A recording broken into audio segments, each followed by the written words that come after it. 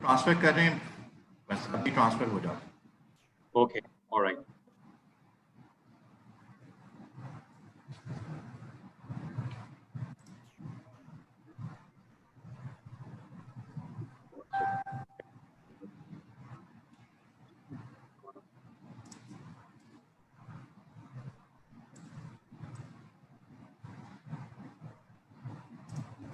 Are you transferring into Facebook right now? Yes, sir, we are live now. Please go ahead. Can just start with the introduction. All right, so Assalamu alaikum everyone, and I welcome you all on the behalf of LUMS Career Services Office on today's online mentorship program. And the speaker for today's program is Mr. Shakeel Mapara. Little introduction of Mr. Shakeel is that Mr. Shakeel is a seasoned HR professional with more than 20 plus years cross-industry exposure in banking and finance, engineering and chemical, and pharma sectors. Mr. Shakeel Mapara is the head of human resources at Sanofi-Aventis Pakistan Limited and adjunct faculty at IBA Karachi. Prior to joining Sanofi, he has served Anglo Chemical and American Express Bank and Travel Karachi. He has conducted multiple training programs on human resource, training and development, leadership and management, and marketing and sales. Thank you very much, Mr. Shakeel, for joining us today. We are very honored to have you with us. For our students, if you want to ask questions, you can write in the chat box and I will read it loud for you to Mr. Shakeel. And if you want to ask questions in between the presentation, you can ask that too. So over to you, Mr. Shakeel. Okay, thank you very much. Thank you for your welcome note, as well as getting me the time here with LUMS. It's not the first time. I've done several physical visits there, but now with the Zoom, of course, it's the second time rather. I had addressed the electrical engineering department as well some time back. Well, let me just give you a little perspective of our organization, and then I will just go through to the main objective of the session today. I'm not going to read through the slides, but it's just to give you the caption about it. That Sanofi is, of course, a French-based company. It's one of the largest company worldwide. And our own main focus and objective is to prevent and treat and cure illness and diseases throughout life. We are committed of improving communities and their health throughout the world. So it's not just selling the medicine, but it's actually improving the lives of the people as well. We are basically present in about 100 countries, and there are about, of course, healthcare solutions are available in more than 170 countries. There are about 100,000 employees in worldwide, and there are about more than 145 nationalities. And of course, the headquarters is based in Paris, in France. Then we are a company of 36.1 billion euros. And as you can see that the business net income was 7.5 billion euros in the last year, in 2019. And business earning per share was 5.99 euro per share. So we're doing pretty well over there. Then, of course, we have our new strategy, or it's almost the same, but it's going forward and how we can move towards improving health. It's focusing on 4 pillars. The first is the focus on growth, is portfolio prioritization between that. What is the medicine? What is the area that we need to cater for? And then, of course, lead with innovation. We spend a lot of money on R&D, and we would like to see innovative solutions for health. We are also into rare diseases. That's a great great aspects of our company as well. We need to accelerate efficiency, and we need to also reinvent how we work, especially post-COVID. We need to see how are we going to work more effectively and efficiently with hybrid solutions, with multiple solutions, and especially digitalization our approach to the customers. This is where we are present. We have a specialty care, and in specialty care, we touch about immunology and rare diseases and rare blood disorders, neurology, multiple sclerosis, and of course, oncology, which is cancer. General medicines, which includes diabetes and cardiovascular, and then we have some established products, which includes antibiotics as well. Vaccine is another great area, which we have influenza vaccines, and polio, of course, is there, and then of course, meningitis and others as well. So vaccine is a great portfolio worldwide. And then, of course, we also have another GBU, which is a business unit in consumer healthcare. And we are an allergy, cough, cold, pain, and digestive, and of course, nutritious medicines as well. We are not going to read the whole thing, but I'm just saying that we are committed to fight the COVID. And Sanofi has partnered with 3 different ventures. One is collaborating with BARDA, is to develop a new vaccine based in Sanofi's COVID-19 antigen. And then, of course, we are also partnering with GSK and also collaborating with Translate Bio. So let's see how and when we can come up. Our target is by next year. But Sanofi doesn't want to just come out with a vaccine or a solution very quickly, because we go through clinical researches, and we want to see the after effects of just not of giving the vaccines also. So when we are totally sure, of course, then the company will announce on the factor. A little bit of Sanofi Pakistan.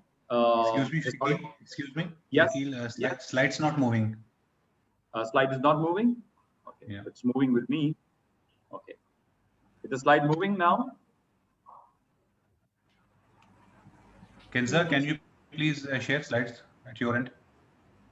No, they are not moving. No, Shakeel, not moving, Shakeel. Again, can you please share this? I am going to reshare slides. Yeah. Yes, Hold on. yes, please. Yes, please.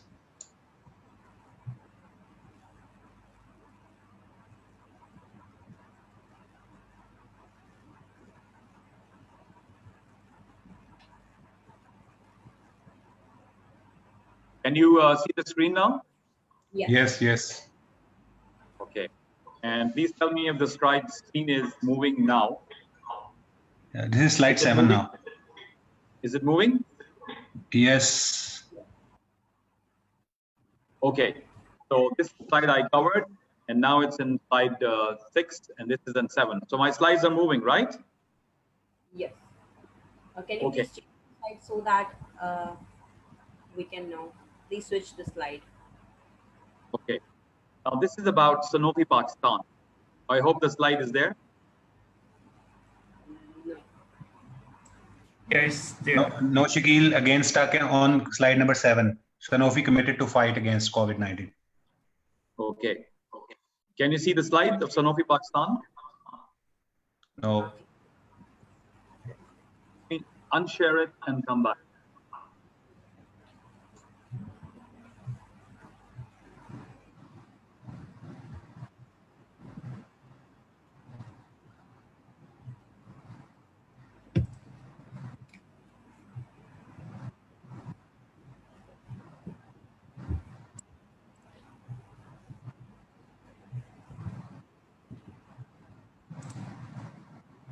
Okay, I'm going to start sharing slides again.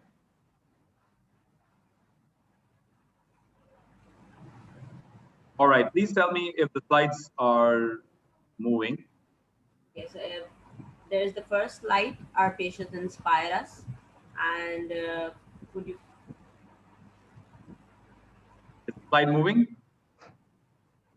No, the same slide, Shakeel, slide 1. So I'm not sure what's the issue. I think it's It's network still- issue, speed. Probably.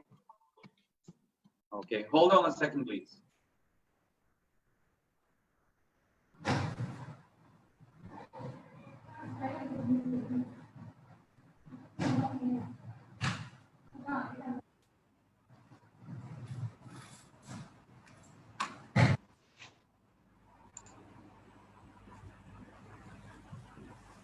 Can I just speak, and basically you can just, I will just talk about it, even if there are no slides, I can just relate it. That would be okay. So let me just take you to slide this one. Maybe it's.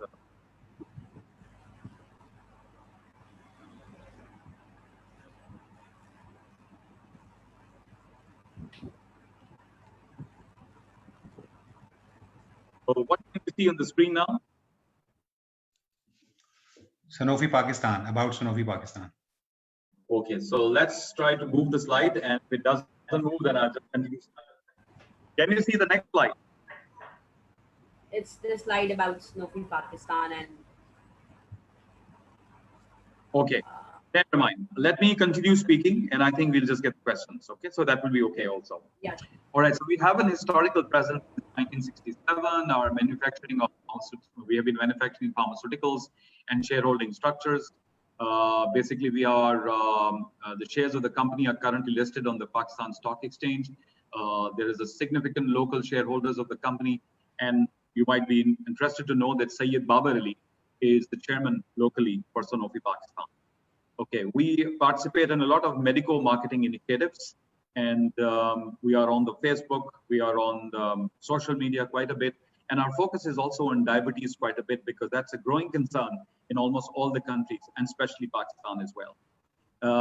We are very focused about our organization and development highlights, and that is where we are focusing on our values, and we launched several activities to make sure that the culture is very conducive for our students or employees who just work here.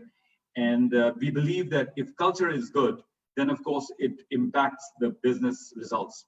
And therefore, we focus a lot in employee development and the employee value proposition.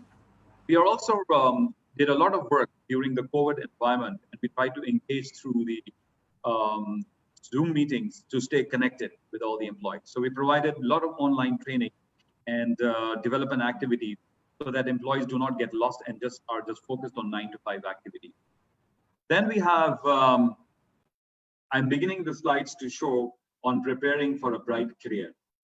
I think you are still seeing Sanofi Pakistan. Is that what it's like, or is yours moving? Yes, Not moving, Shakeel. Still Sanofi. Okay. Nevertheless, let me just talk about how do we prepare for a bright career. I think that is the main subject. How we are going to go ahead on making sure students are ready to do so. When we talk about students today, we're talking about students moving into a new world, and that is taking the next step. And here comes the difficult part.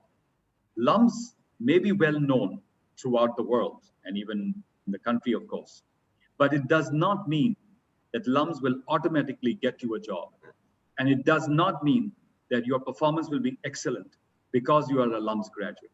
You may be preferred, but you may not be the person that the company may be looking for if you do not prepare for yourself of when to get and how to get the position and the job. And also I will be talking about once you get into the job or into the position, what you need to do and what our organization expecting today, because that is critical. The market is very tough. You need to determine your goal, where you want to go and how you want to go. So just making a piece of paper, and that is your resume, and floating it around, sending it online will not help. Even finding a footstep into another company will not help. So what you need to do is to, first of all, you need to decide what areas are you interested in. You need to ensure that where am I going? Am I going into marketing, sales, business? Is it on-site? Is it finance, supply chain, human resources, IT skills, or where? And the degree is to get a job. But at the same time, your interest could be completely different. And that's perfectly fine and normal because you should realize where you want to go. Secondly, you must choose for yourself which industry you want to go, whether it's the banking, whether it's an NGO, whether it's academics, FMCG, media, or whether it's government or pharma or telecom industries. Once you have selected this, you are zeroing in to your preference. And then before doing that, because your education degree is your passion, and then your passion comes in. What you want to do? Where is the area of preference? What's my industry selection? And what is the company that I choose for? Where is it the city? There are people from all over the place in LUMS. Do you want to relocate? Then of course you start looking at companies in that location. Do you want a local or an MNC? Do you have finances, any other? This is your decision. And this is critical that you make a decision on this. So the toughest part today in life, anywhere in the world, and when I hear and I've seen some researches from UK as well and US also, is that students have gone on to online classes or hybrid classes, and then they are having online job interviews. They're never going to see the employer also, and at least in a short term. And then they make you online joining also. And most of the time you might be working from home and coming to the office. When you come to the office, you might even not see the HR or the boss also, because that day there is, because of the rule that everybody is not present at the office of the hybrid situation, you may or may not meet all the people of your team as well. So you will have to really cater for that. So you have to be prepared on the Zoom calls, and that how you get. I mean, I'll give you an example today. I have moved from one region to the next region in the last 3 months during the COVID environment. Ideally, I should have been in Singapore, meeting my new boss and meeting my new colleagues over there, but it did not happen. Since the last 3 months, I've already taken Zoom calls, and I had to acclimatize myself into the new culture of how do I express myself in the Zoom calls? How do I prepare myself to tell the boss that how is Pakistan doing? What's HR doing here? What is about myself? And slowly we have got friendly, and we have become, our relationship skills have become better. And that's what you need to do. So the face-to-face hasn't taken place, but the work has gone on, and we are still making an impact together. So I have met my colleagues on the Zoom. I'm having regular meetings with my supervisor as well as my colleagues, and implementing the things through the Zoom and locally over here.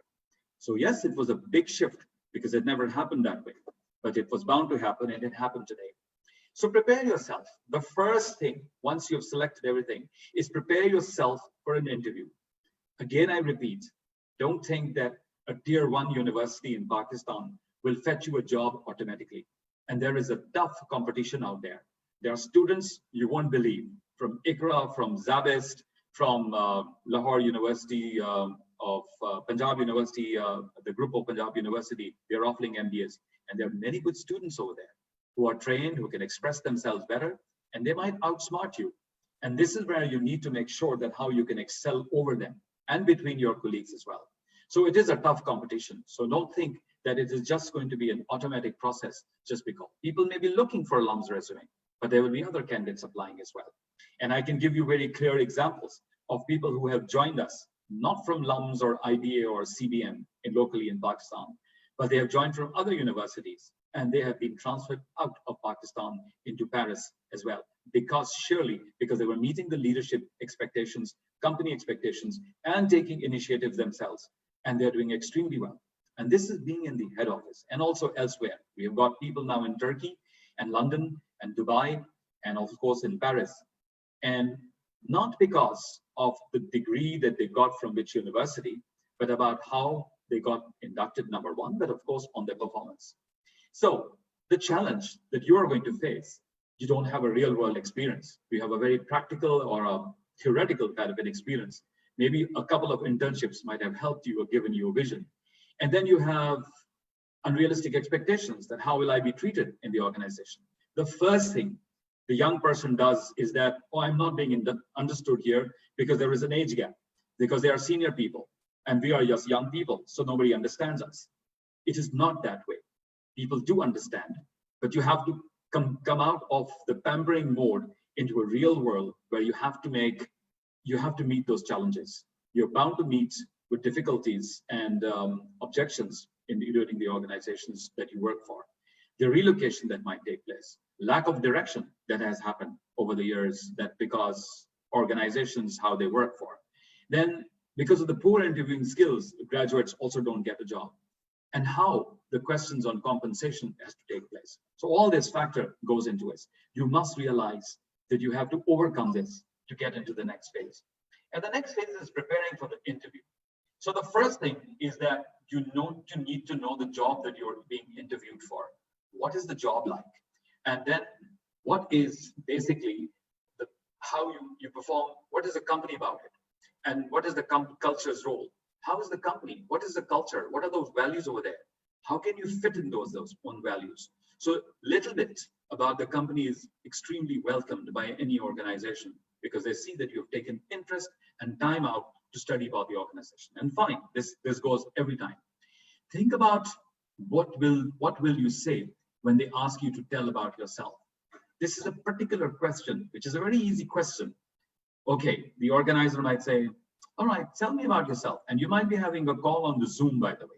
So you have to be expressive from your face, and that is critical. So when somebody asks you about yourself, you have to say the right words. What about me?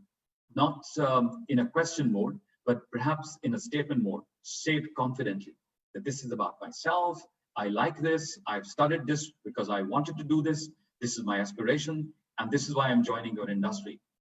Give example of innovation. Usually the questions come in, what innovation you have done? What creativity have you brought in? Now you said that I'm a fresh person. I don't know. But during your student's life or during your personal life, have you innovated something? Have you created something? And I'm sure at LUMS you must have participated in many events where you must have done things differently. You must have studied differently. You must have designed some dresses or cooked something differently. All this comes into innovation. And as a student, and if you're of course working somewhere and you've got a couple of years experience, try to ensure that you come up with an example where you took an initiative, because this is what the leaders are expecting. That is the person just run of the mill, or that the person has taken initiative themselves to challenge the status quo, to move on. And then of course, what's important is know your own job if you're working somewhere, or know your own self and know your own industry. People ask about, okay, you have done internship in these organizations. What did you learn in this organization? You're working in 1 year or 2 years. Tell me about your job. Tell me about competitors. Tell me about the industry, how it works. So it talks about how well versed the person is in your area. Prepare mock interviews. Now this helps the students. How do you do mock interviews? Is that you ask any other student, or perhaps record your own interviews in front of a mirror and how you see yourself, or then you see that what are your face expressions. Are you asking questions? Are you making statements? Are you being aggressive? Are you smiling? Are you being expressive? If you record yourself, it makes a difference. And then of course, it's preparing yourself to ask questions, to be the question that you ask, the common question that you could be asked. Tell us about what subject did you like the best if you're a student? What thesis did you write about? What is the project that you worked on? While you were working in a team, what difficulties came? Where did you help? How come you help a team when in making a successful thing? And then of course, preparing yourself to sell yourself. In 20 minutes, you have to sell yourself. And of course, dressing yourself. Remember, even on a Zoom call, people are seeing your shoulders and of course your face. So how well you look, what is the lighting behind and in front of you, what is behind you on the walls, whether it's clean, neat place. So it's very critical that when you're giving a Zoom calls, how you place the camera right in front of the camera and not looking into the camera. These are micro skills, but it helps the candidates make an impact and an impression. And if you're into face-to-face, then of course it's your body language, it's the way you sit on the chair, it's the way you enter the room. All these make an impression. And now let's talk about what you should not do in interview. And this is most of the mistakes that I find candidates do. Be clueless about the company. When you ask about, do you know about this company? Or the person says, yes, I know it makes medicines, or it makes the banking does that. What else? Yes, you have a France base, I've done research. So you should be prepared for that answer. And of course, never be late for the interviews. And arriving too early is also not too good. You arrive 1 hour before and the company doesn't know what to do with you because you're sitting there and the company also doesn't know how to help you out. So your arrival in the company is important, that you arrive on time or just about 5-10 minutes before. But make sure that you freshen up yourself. Don't talk too much in an interview. In a question, stay focused what your answer is. And remember, when you are answering when you're being interviewed on a Zoom call, it is actually clocked in half an hour or 45 minutes or 1 hour, and you cannot go beyond it because people in the organizations have other meetings and other interviews. So be very focused about what you're saying on a Zoom call. And if the question is about giving an example, then your articulation, many of the questions are just asked to check how you come with a logical approach to that question. It could be very simple. Tell us, how did you have a conflict and how did you resolve it? So start and end with a situation which is relating to that conflict, not on the sides that what was the size of the organization, what the people are there, what kind of culture. It's not about that. And then of course, make sure that the smile micro skills is that you don't put your phone on the table and it starts ringing, and then you say, who's ringing? And you look at the phone call also. So you'll be very focused with eye-to-eye contact. One thing that I've noticed that the students who come here, they lack enthusiasm. And again, difference between the Zoom call and a face-to-face call is that on the Zoom call, your face expression has to have that enthusiasm, that excitement, that I'm here to make an interview, not just because I'm there and I was called in it. So your enthusiasm and the excitement of the job must be felt through your face expression and on the Zoom. That's why the clarity on Zoom is so important. And if you're face-to-face, of course, your entire body language of how you do that. So that expression is that. Don't talk too soon about money.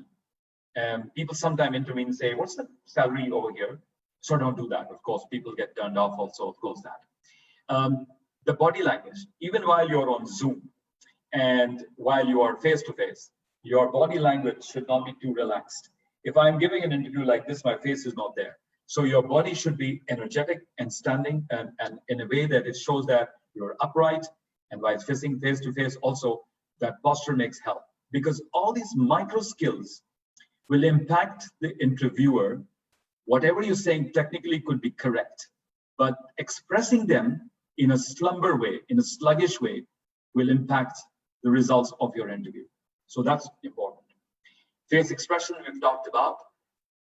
If the employer, if you are about university and you say, tell me a difficult person that you had, you have to be careful and not start accusing or abusing the previous company or the leader, or you say that guy was not there, that's why I want to leave, and I had this problem with this teacher. You don't do that. You don't say negative things, but you have to come to a conclusion in such a way that it is a positive manner that you maintain that. Don't think in interview, even if you're from LUMS, don't give an expression through your body language that I'm the best and I'm supposed to be an arrogant, and don't sit arrogantly that I'm from this university or that university, and because I've done my MBA from abroad or LUMS or whatever it is, I'm the best candidate. That arrogance is immediately sensed by the interviewers and say that, oh, that guy was over showing himself. Make statements with a question. Don't do that. If I ask you, if some interviewer asks you, tell me about your strength, and you're going to talk about the strength, saying that I'm a very diligent worker and I am a very team supporter. Many of the students or many of the employees who come for the candidates who come for the interview make a question out of the statement. I am diligent. I am hardworking. So it's like asking the interviewer, am I this? So the statements have to be assertive that I am this and I'm this. Show with confidence. And these are those skills that you might have, but it can become it can have a negative effect if they are not surrounded or what I can say is packaged with your micro aspects. And then at the end, what questions are you going to ask? The first question should not be about salary and package. If you're a student, don't worry about it, because it is the starting level. And of course, they will give you what they can give you, and you cannot debate much about it. So don't forget to ask a couple of questions and take interest in those answers. So maybe one or two questions would be very good about it. And that's what you should do, that don't forget to ask the questions.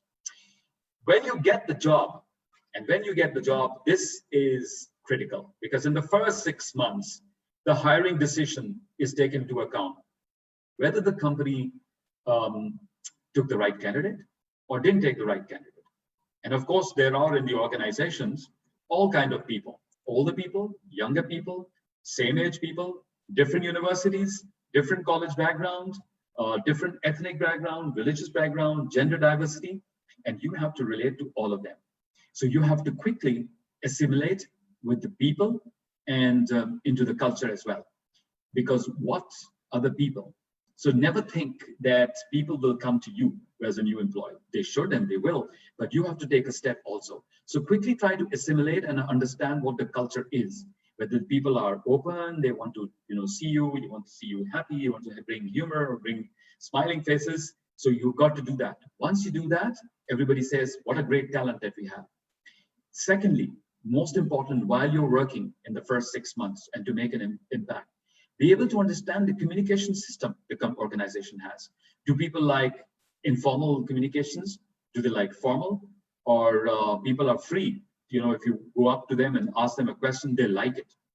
So understand that aspect. Don't keep sitting at the desk and waiting for something to happen.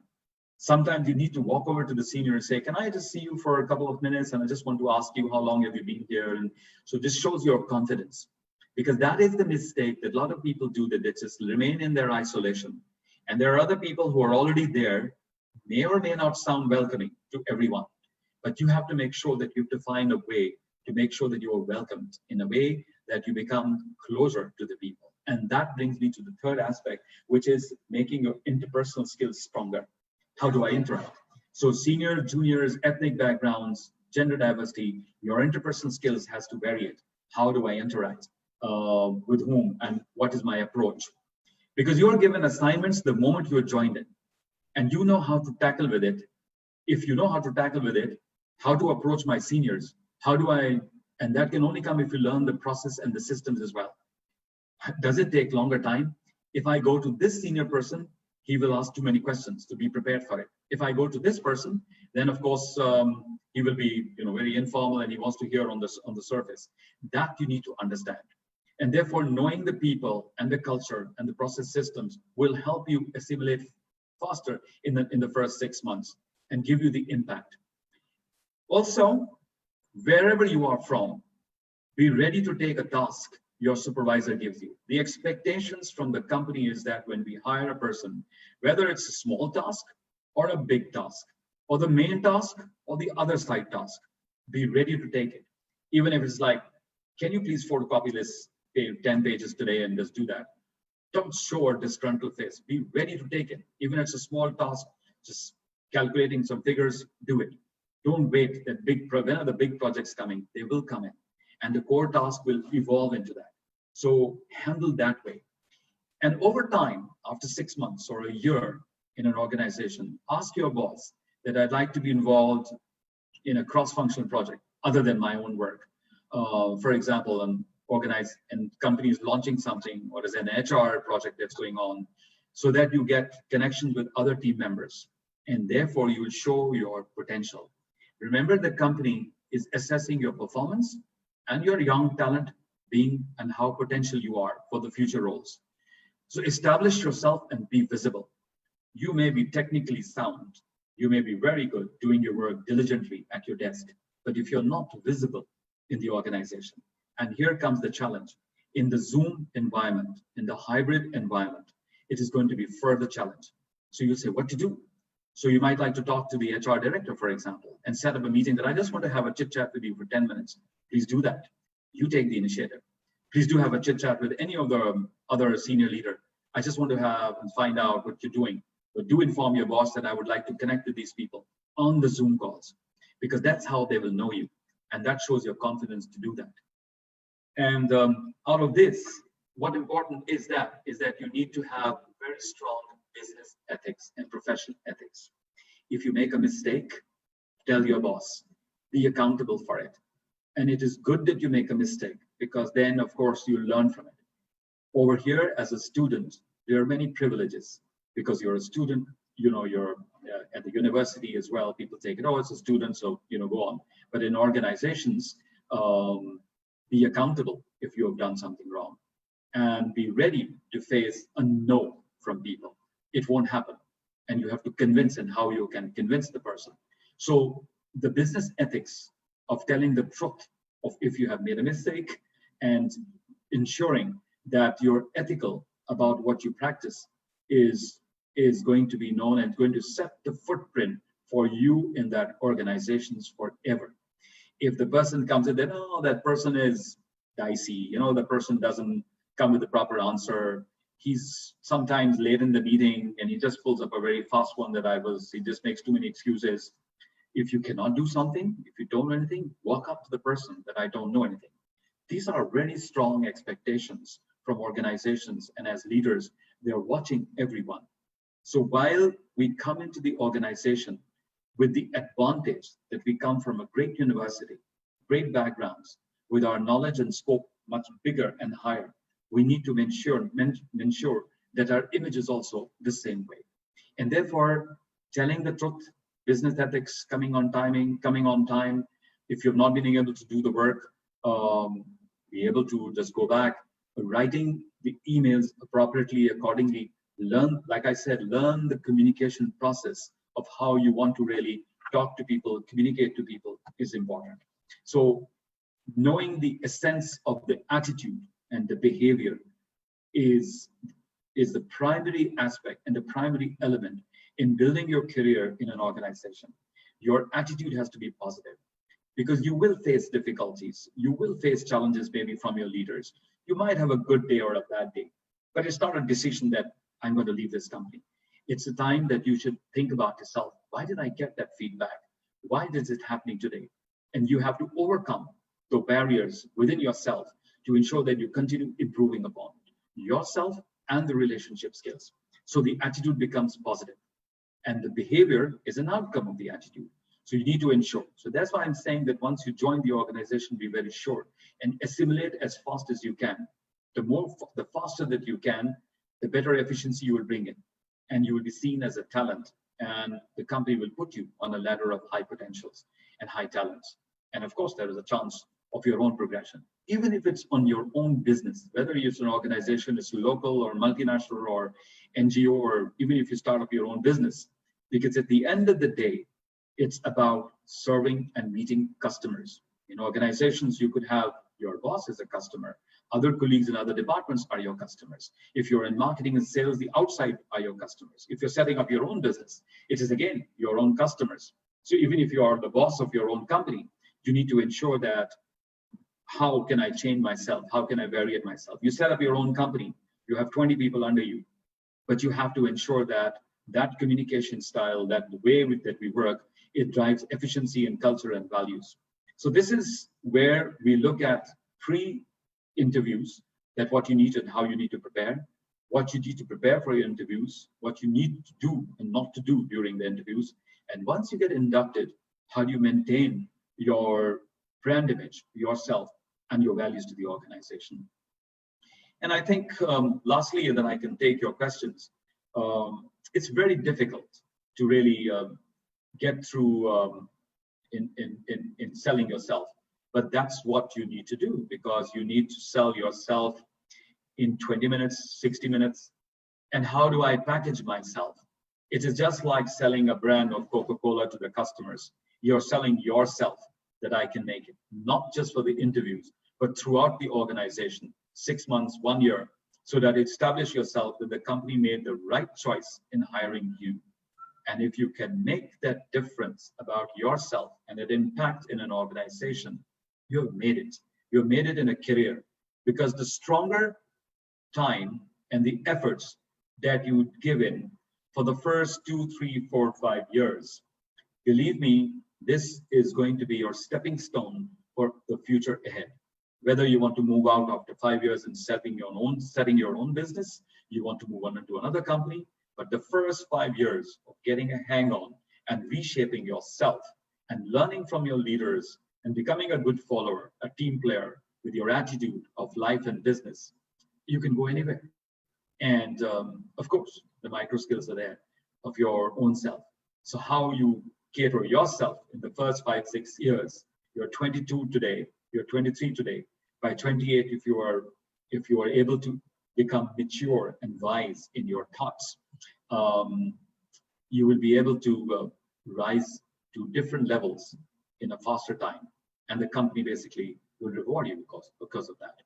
So this is my thoughts on those. I'm sorry the presentation could not be seen, but any questions that students would like to ask, I'll be very glad to answer. Thank you, Shakeel, and it was very informative and very interesting. There are some questions on the behalf of students. So there's a question, and the student has asked that due to COVID-19, ways of working are changing, and so are the jobs. So how can we update ourselves of these updated soft and hard skills? Job roles, like we are seeing a lot of vacant positions of digital marketing and e-commerce. related open recently. Half of filled sales roles are being converted into digital sales or lead. Okay. So, Some of the points I covered. Yes, you have to be prepared for Zoom interviews. Like I said, as you can see me right now, it's only my face and my shoulders, and I need to be expressive in getting an interview or making it back. Yes, you're right. The skills, the digital skills of speaking to a person, of giving an interview, or even selling skills through digitally is very important, because you might have received many phone calls from these people who sell credit cards on the telephone, and they call up at any time. Now you can't make a just what do you call a digital call without even getting the person a line. It's not easy. So you'll have to set up a time and do that. So how do I sell to the person who's sitting the other side? And especially when the other customer has shut the camera off and I'm the only person speaking and he has shut the camera, much more difficult. That digital skills. So you have to continue speaking as if you're face to face and as if the person is hearing. And when I don't see the other person and I'm also trying to sell something, it's a huge challenge, because the customer may decide to switch on the camera or not, but I have to continue with my same expression as if the person is hearing to me. So don't think that the customer is not noticing you. He might be seeing you, but he doesn't want to be appearing on that. Of course, it becomes less difficult when the person has switched on the camera. And of course, you can see the expressions going back and forth, how the person is sitting. But your energy and your digital aspects is very important. What I'm doing these days is, of course, in our company, we have salespeople who are going to the doctors, and the doctors have to be digital savvy to take the digital calls. Not easy, but we are transforming into that era where we will be making more and more digital calls because of the hybrid calls. Your boss would not be able to be meeting you probably in the office because of the COVID environment, and not COVID, post-COVID environment. And might be that you might have bosses elsewhere in the other cities. Like Google is hiring people and they never meet together, but they are different locations. But I have to develop an understanding. So how do I sell myself in digital? So the entire expression of how you are bringing in a Zoom call is critical. I'm sorry, I will not go into detail of how to digitalize a call, but that's a different subject. And yes, e-commerce and the digital lines are increasing. And therefore, I always ask students, please don't waste time other than the lumps, other than what you're learning, use as much as digital skills that you can learn of. So it can be digital marketing, it's about digital HR, it's about transformation of processes in finance into digital aspects, it's about accounting, which is going to be digitally as well. Even the lawyers are going digitally. In fact, there are a lot of aspects that they are converting aspects on how to really articulate discussion for a lawyer in the company or corporate lawyer. So if you're going to become that, then how do you articulate discussions? How do you get online stuff? How do you process a legal process in an organization digitally? Yes, the local laws also govern, but you've got to be digitally innovative. And that's for you to go ahead and start learning on those aspects. all right. So there's another question, and the student has asked that we need some time to learn these digital skills, but need job urgently. So what's the quick solution? Now, of course, you are graduating or will graduate, or you must have graduated, whatever the time is. Yes, there is no one solution to it. Of course, you need to make sure that you spend time and log on, and there are millions of courses available, and then you can line up. And of course, LUMS must be giving you a big, huge platform on online courses. So see what is available there, which is also free and of course less costly. But you can start doing that and also get a job. While you get a job and you're on the job, of course, you're taken as a person based on your degree, based on your interviewing skills, and based on the person that we take on. But the person has to start working on developing on the digital skills. So side by side, it can go on. It's not like that you need to have this skill and then you'll get a job. It won't, unless it's a pure technical software house and you need to have a software degree. That's a complete different thing. But if you join as an HR, let's say in a software house or in any organization, and I say, well, the new candidates have come in and I need you to digitalize, let's say, a brochure, or completely come up with a plan of my benefit solution in HR, for example. And therefore, you will need to know SharePoints, you need to know other solutions, how we can create links or web pages. So that designing, of course, you will be assisted with an outside agency, but your creative ideas have to be there. So an idea or a familiarization with these aspects is important. So side by side, you will have to start learning all this thing and see what you need to do. Of course, you cannot do everything in one go. Right. So the other question is from Kamran, and he has asked that please some comments on job in the academia. Okay, jobs in the academia. It's wonderful if you want to continue teaching, and the teaching mode is also changing, because as I teach in IBA also, and I know that people have asked that you can come to the class, but sometime in the class you will have 20 students, and sometime you will have the class, some people taking from home and some people taking from the class, because you need to have social distancing, and also you have to take a class digitally. So how do you lecture and make sure that the students are listening and learning will be a challenge. And I have not done that, but I will be doing the same. And I've been asking myself, how do I make that? Because one, the students just put off their cameras and only the teacher is speaking. So how do I do this one way? It's very easy in the class when everybody is interacting, but digitally it's very difficult. So that is there that, again, like any discussion, you have to teach the way as if you were in a class. So that's back there.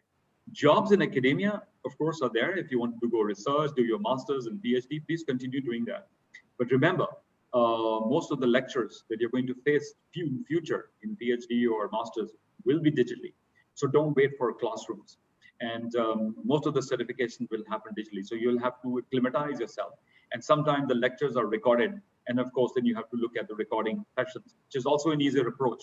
However, if you're taking a job as a student for master's or PhD, try to attend the online courses when it is happening. Looking at the recording sessions does help, but when you're on live, the recording sessions will supplement that.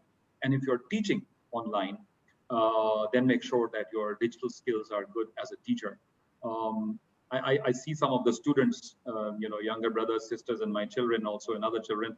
One teacher in the class in the school is teaching. There are 40 students, and the 40 students, I don't know how they appear on one screen, but everybody has shut the screen. And the teacher just comes and gives a lecture and goes away, and the students are just absent and present. They want all the students to open the camera. Very boring indeed for 1 hour. So those skills are developing. And I think that's where you need to learn how to make sure you're present in the class by asking questions. Maybe you can have polls, too many polls basically during the class, so that the students are alive. You can have quiz questions or ask people to chat, break them into breakout rooms so that they discuss and come back. So it cannot be one-way lecture. It has to be a multiple of solutions when you're taking a Zoom call. And if you're doing face-to-face, again, it's not just going through the slides. It has to be much more challenging approach when you teach the students coming to the future. Yes, very clear.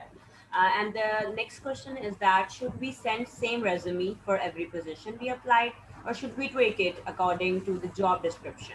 We are fresh graduates and do not have prior experience. Okay, if you're a fresh student, please don't make your resume into 2 pages. It doesn't make sense. You need to have very clear cut. Do write about the projects you've done. Now, of course, if you are catering to different industry or a particular job, then highlight it. If it's a business development, then highlight your courses, what you've done. Sometime that you need to say that you did a project, you did analysis of an organization, what kind of ratio do you use, so that it is there in front. If it is a marketing job, then of course you might like to cater and focus on a marketing, some marketing job that you did. Maybe you made a presentation and how you sold it, or you had an idea or an event in the alums and how you marketed that event. They make that event highlighted so that it is there. But by and large, when you make one resume and you give it to your friends and you give it to your colleagues, and you give it to your different headhunting companies, one resume will be circulating. But if you get to know a particular job, then it is good to cater a little bit around on what the focus should be. Right. Okay, the other question is from Burhan Khan, and he has asked that please share some tips on improving communication skills or prepare the elevator pitch. The communication skills is a vast topic. It's most interesting because we feel that if communication breaks down, everything breaks down. The best of the people cannot communicate. You see many countries in the world, how they put their brand image across the world. And I would mention that, of course, India does a good job in projecting themselves. Do we project ourselves as a nation well? One is projection, and how you project yourself and how you communicate is critical. You can create with an impression. You can create the way you walk in the office. That's also communication, because you communicate to the people how you're talking, how you're dressed up. Those are silent communication. And when it comes to verbal language, remember the principle of communication is that the verbal aspect comprises only 7 to 10% of the overall communication. Most of the communication is impacted by the body language and the expression, about 55 to 60%. And about 20-25% is basically the tone of the voice that goes back and forth, the pitch that you have, the monotonous tone that you might have, or the variation of the tone. But primarily, it's about body language. It's about the expression. It's about showing because whether it's empathy, whether you're showing EQ, you cannot have a dead face and saying, congratulations, you need to have some expressions. So communication is an art, and you have to alter it with different people, sometimes with different backgrounds, different ages. But remember the 3 principles on it. The words that you have, even you're presenting the best of the slides to your management or to your team. The way you present it includes the way you present it with your body language and expressions as well. And that makes you a good presenter as well. So communicating on a day-to-day person, be friendly, be nice, have a tone, be assertive, but not aggressive. So those key skills are important. And of course, communication, be a good listener. When you're interacting, listen, don't jump in, don't scream, don't shout, don't interject people. And that way you say he's a good communicator. Okay. Yes.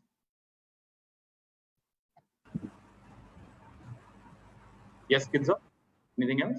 Repeat it again. The student has asked that do more internships give an edge at getting jobs? How much it affects on a job interview?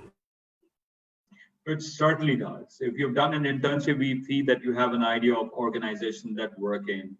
And 2 to 3 internships are good. In about 4 years, you can't do much more than that.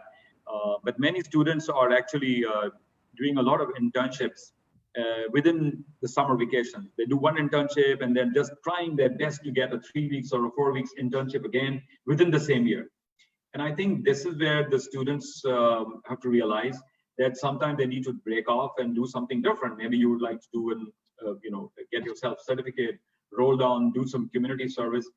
These things do happen. And if you want to go abroad, an organization see the multiple aspects that you've done. So 2 to 3 internships certainly help. They give you an edge because how organizations work, how they speak, you have an idea, and especially the industry that you want to go. If you do your internship there, 2, 3 industries, then you have an idea which one to take. And so therefore it's important that you do 2 to 3 internships, but learn from the internships. Make sure that the internship is like an employment. You go up to seniors and juniors and not just intermingle with just the students and just be isolated. So try to be open up there. Try to develop your confidence to talk to people. And many organizations will see you as a future potential in their organizations. Right.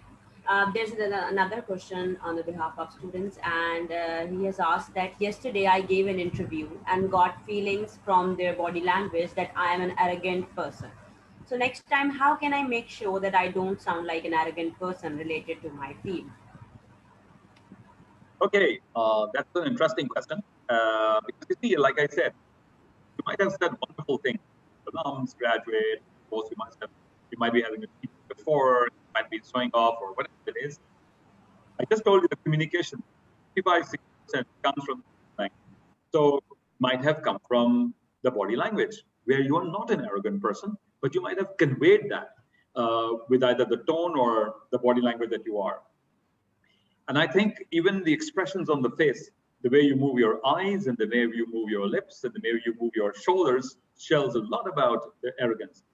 How can you improve upon is that you can, let's say, talk to a mentor or another colleague and practice those interviews. Pick up anyone in LUMS or with a teacher or outside LUMS. If you know an HR person, ask him or her to see you and interview you. That how can you remove this? Did I give an impression of being arrogant? Did I give an impression that I am snob? Or was I trying to show off? Did I want to mock? So those mock interviews can certainly help. And that is where you need to pace down. Other thing is record yourself in front of in your video cameras in your on your phone and record yourself as if you're giving the interview. Just talk about the same question that the interviewer asked, record the answer and watch it and judge yourself. Was I arrogant? What was the improvement? And this is where you can develop and improve your skills on not showing that you're arrogant. And that's very, very important because organizations sometimes pick up that and say, oh, this guy is arrogant.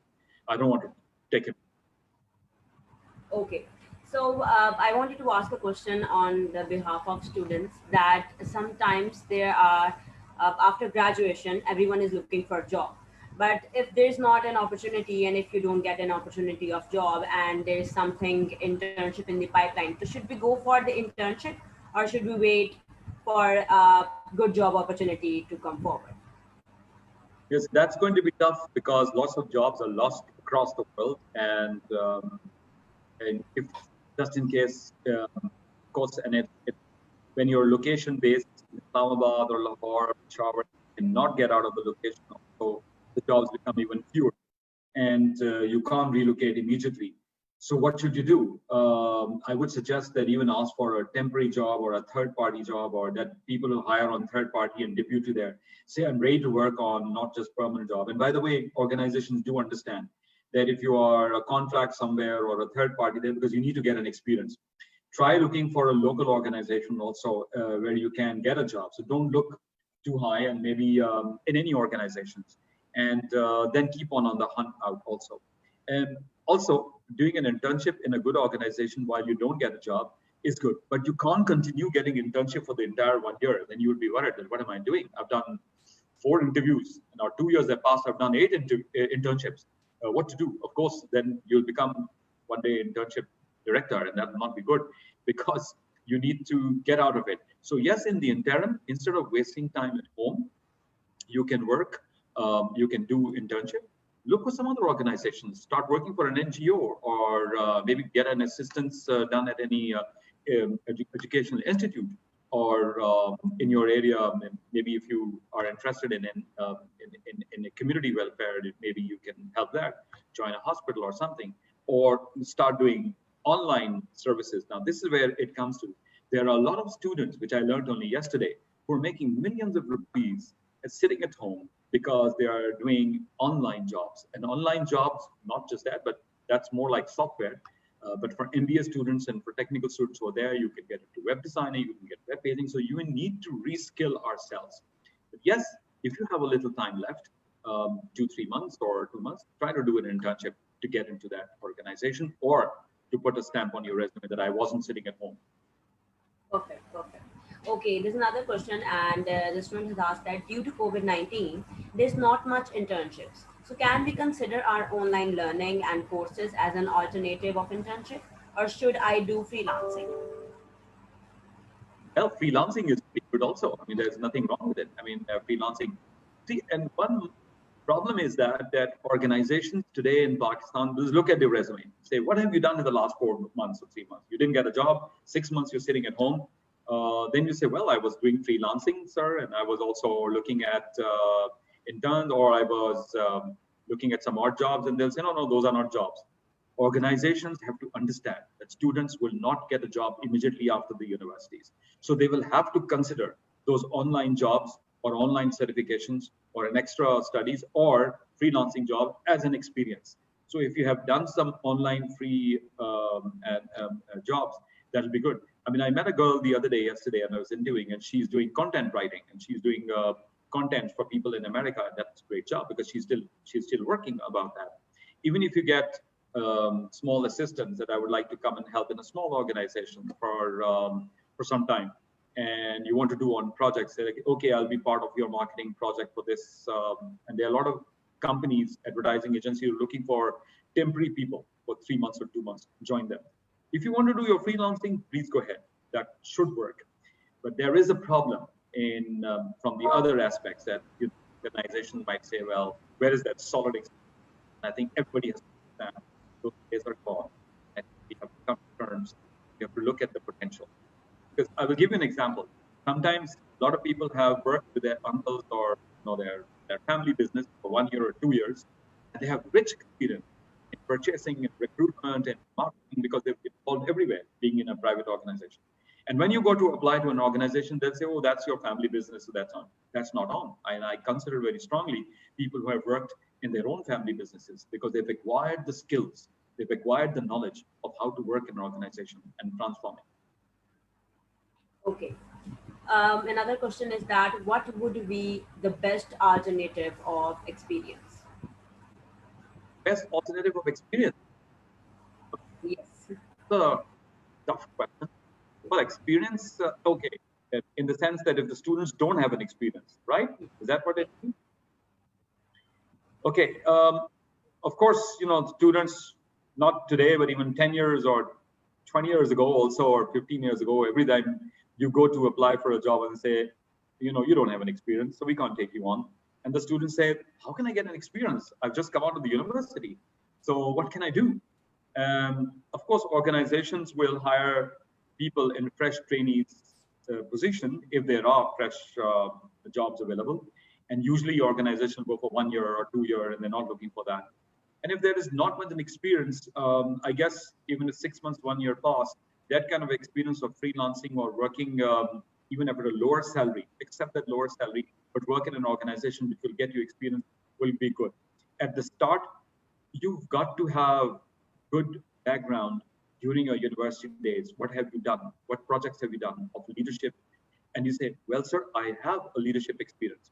I was a leader of my sports committee or drama committee or debating committee, and I organized the event and I mobilized everyone and I sold the tickets. So you can actually package that and say, I have the leadership capabilities. You might not have a marketing experience, but you might like to relate to the university and say, I marketed this product to improve this. I was doing a research on this thing. I was part of an event where no tickets were getting sold, but I marketed in such way. This was the ad campaign. So here comes your experience. And this is what you need to do to get there. So therefore, I always tell the students, studying is one part, but taking part in extracurricular activities is very, very important. Very much. That's the question answer session. And are there any questions, any other questions? Anyone wants to ask anything relevant to Sanofi and relevant to the session? You can ask away. If there are, Okay. So there's one more question, and that is how important it is to maintain a LinkedIn profile to get good job offers. Very, very important these days. I think it's critical to have a LinkedIn profile which is updated, especially for the students. So, I get so many LinkedIn requests, and I say, why are these young students coming? I don't have any job, but I keep on clicking. If you have a LinkedIn profile, their organizations are picking up because of some clues or words or their filter around it, so it can help you. And as soon as whatever you do, say online selling of dresses or food, or you were part of that, and say, oh, this guy has sales experience and he's sold online. So I am going to have some medical products or some banking products, which is going to be sold online. But this student who has done 6 months online selling on his own will be helpful. Let me get this person. So updating your LinkedIn profile will help filter the organizers, will help filter the employers and even the headhunters. So very, very important. And that makes a good thing. And if you worked, get some recommendations from 1 or 2 teachers or your internship supervisor that how are I? So those recommendations are important. Sometimes people do read it. People do go into LinkedIn quite a bit and see that at the student's profile.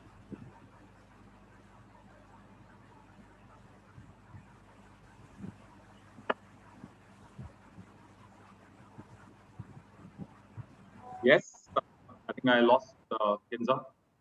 Yes, Kinza. All right, so that's it. I think that's the all questions. At the end, thank you very much, Mr. Shakeel. Thank you very much, Mr. Jawad, for joining us today. Very informative, very detailed session. I think these are the main points that students need to learn and practice at corporate sector and these skills. Thank you very much, Mr. Shakeel. And anything you want to Thank say? you. No, thank you. It's always a pleasure to talk to the students, and I really enjoy. And I really admire the fact that universities are trying their best to and get the environment of people, students especially, preparing them, because if competition was strong, even if you have come from London, UK, and bringing a degree, it doesn't make them. I interview candidates from outside as well. And sometimes I end up hiring a student from even a tier 2 university for a particular job. So it's about how the person is performing. And I need to see the skills and I need to assess the potential. And that goes for the recruiters. And again, my advice is once you get a job, make sure that you make an impact in that organization. So we need to be directed very well. And yes, we need to be prepared for challenging times ahead with lesser jobs and finding the best out for us. This is what I can see. And one last lesson, always be careful and have humility in whatever you do. Remember. Okay, thank you so much, Mr. Shakeel. Thank you, everyone, and thank you for joining us. Thank you so much. Allah Hafiz. Thank you. Allah Hafiz, and thank you very much.